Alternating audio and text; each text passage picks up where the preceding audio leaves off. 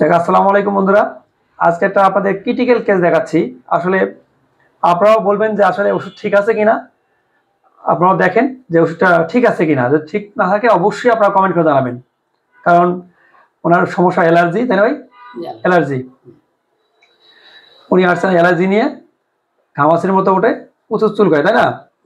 চুলকাইতে ভালো লাগে, চুলকার উপর জ্বলে, আর পানি লাগালে বেড়ে যায়, পানি ধুলে বৃদ্ধি পায়, এক্লিমিটিস, এই ডাল কামড়া, তারপরে সোডিয়াম সালফার, এই লক্ষণগুলো আছে, ওষুধগুলো আছে।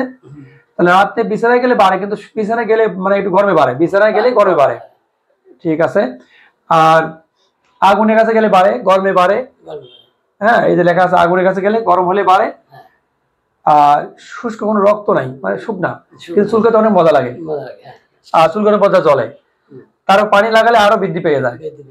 আচ্ছা, এই হলো ক্লেমিটিস, ডাল কামড়া, সোডিয়াম সালফার, এই লক্ষণগুলো পেলাম ওনার কাছে। আর ওনার কাছে আরেকটা জিনিস পেলাম হলো, আচ্ছা দেখ একটা জিনিস বলুন তো আপনার, এবং ঘুম তো পাতলা, ঘুম পাতলা, আর ক্ষুধা আছে, ক্ষুধা ভালোই আছে, কিন্তু কাজের সময় কারো পায় না, খেতে পারে না। কাঁচা হালকা পাতলা, মাঝে মাঝে নেয়, অ্যাভেলেবেল না। ঝালও খায়, ওই মিষ্টিও মোটামুটি খায়, কিন্তু মানে গ্যাস করে, মানে অস্বস্তি লাগে, ভালো লাগে না, এই জন্য ওই খায় না। আর হালকা গরম খাওয়ার পছন্দ, এই তো।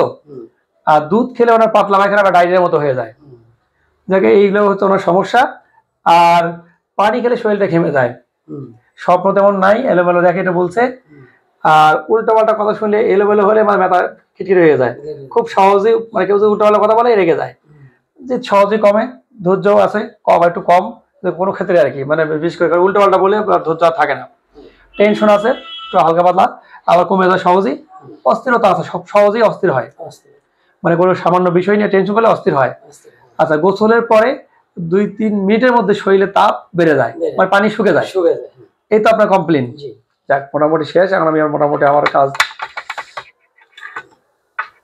জি বন্ধুরা, এই আমাদের কেস টেকিংটা আপনারা একটু খেয়াল করেন, আপনারাও সহযোগিতা করবেন, কারণ উনি নাকি বাইরে যাবে, না বাইরে যাবেন, কোন দেশে যাবেন? হ্যাঁ, সৌদি আরবে। যাক, উনি বাইরে যাবে, আর ওনার আমি যাতে ওষুধটা খুব, রোগটা তাড়াতাড়ি ভালো হয়, এই জন্য আমার চেষ্টা আর কি। আমার পার্শ্ববর্তী কাছে রোগী, একদম খিলখিতে, আমার খুব কাছে রোগী, একদম স্থানীয় রোগী, পাশাপাশি। যাক, অ্যালার্জি, যাক মোটামুটি দেখাই দেন বন্ধুরা, অ্যালার্জি ঘামাচির মতো ওটা দেখাই দিয়েছে, এখানে চুলকালে ভালো লাগে, জলে, এগুলো সব লেখা আছে।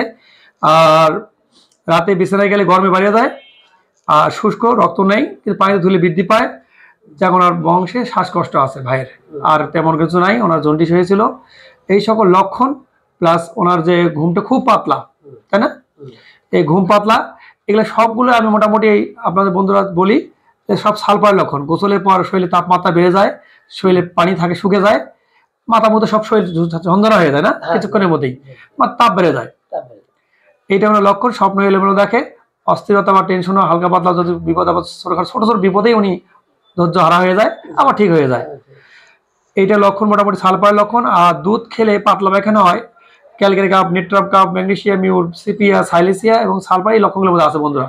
যা আমি দেবো সালফার, এই জন্য ক্ষুধা ওনার আছে ভালো, কিন্তু সময় পর খেতে পারে না, হালকা গরম খাবার পছন্দ করে, আর ঘুম খুব পাতলা। আর গোসল উনি নিয়মিত করে, কারণ হলো উনি কাজ করে হলো আগুনের কাছে, তাই না ভাই? আপনি ওই আগুনের কাছে কাজ করার কারণে উনি গোসল রেগুলারই করে, বোঝা যাবে না, কারণ ওনার শরীরে মানে সর্বক্ষণ আগুনের কাছে থাকে, শীতকাল গরমকাল প্রতি সময় আগুনের কাছে থাকে, এই জন্য ওনার তাপ শরীর থাকে, গোসল উনি রেগুলারই করে। আর এখানে বোঝা যাচ্ছে না যে উনি গোসলটা করে না, শীতকালে করে না এমন নয়, কিন্তু তাপের কারণ থাকার কারণে গোসল করাই লাগবে ওনাকে, এইটাই হলো ওনার কথা আর কি।